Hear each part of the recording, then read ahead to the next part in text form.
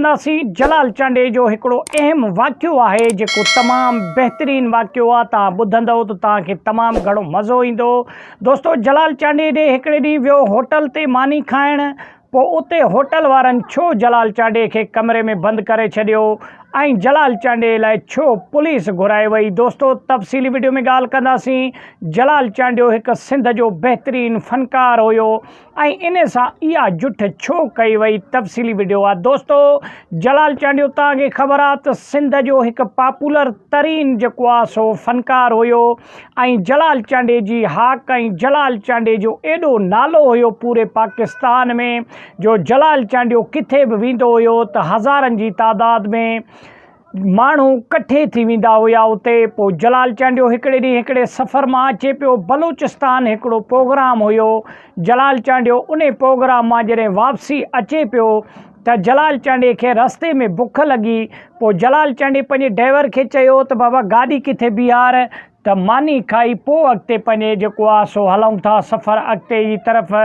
पोइ ड्राइवर उते हिकिड़ी होटल, सुठी होटल ॾिसी ड्राइवर उते गाॾी बीहारी। पोइ उते जॾहिं जलाल चांडियो खे ड्राइवर चयो त भाउ हाणे तूं हिते वेह, मां अंदरि ॾिसी अचां सूरत हाल त होटल सुठड़ी आहे, मानी आहे, कीअं आहे जेको आहे सो चकर ॾिसी अचां त पोइ तव्हांखे ॿुधायां थो त पोइ हली जेको आहे सो हली वेहूं था। त दोस्तो, जलाल चांडे जी गाॾी उते ई होटल जे साम्हूं बीठी हुई ऐं ड्राइवर लही वियो। पोइ जॾहिं जलाल चांडे खे माण्हुनि रस्ते में ईंदे वेंदे माण्हुनि जलाल चांडे खे ॾिठो त भेणा हे त जलाल चांडियो गाॾीअ में वेठो आहे।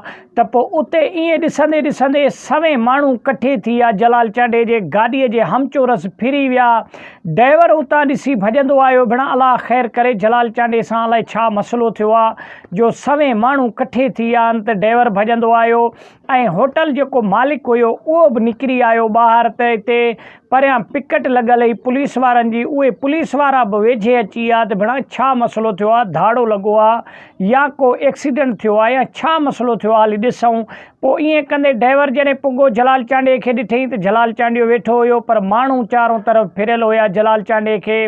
पोइ जलाल चांडे पंहिंजे ड्राइवर खे चयो त बाबा गणती न कर, हे मुंहिंजा परस्तार आहिनि ऐं हे मूंखे ॾिसण जे लाइ आया आहिनि ऐं हे मूंसां मिलण जे लाइ आया आहिनि, गणती वारी ॻाल्हि कान्हे का। त पोइ जलाल चांडियो हितां गाॾीअ तां लही जॾहिं अंदरि होटल जी तरफ़ वियो त माण्हू उते बि फिरी आया। पोइ होटल वारनि उन्हनि सिपाहियुनि खे चयो त बाबा हिननि माण्हुनि खे हाणे हटायो हितां। पोइ जलाल चांडे खे हितां वठी वञी कंहिं कमरे में अंदरि AC वारे में जाइ ॾिनऊं ऐं दरवाज़ो ॿाहिरियां बंदि करे छॾियऊं त जीअं माण्हू अंदरि न वञनि। पोइ अहिड़े तरीक़े सां जलाल चांडे उन होटल में वञी वेही करे मानी खाधी ऐं उन वेटर जेको आहे मानी जारीअ खां जेको आहे सो जलाल चांडे खे टिपाए ॾिनऊं।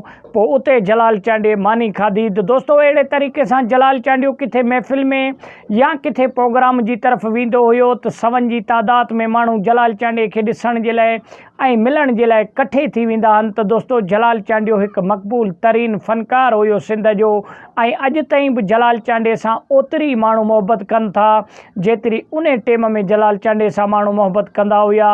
त वॾी महिरबानी, मिलंदासीं के नेक्स्ट वीडियो में, तेसिताईं ॾींदा इजाज़त।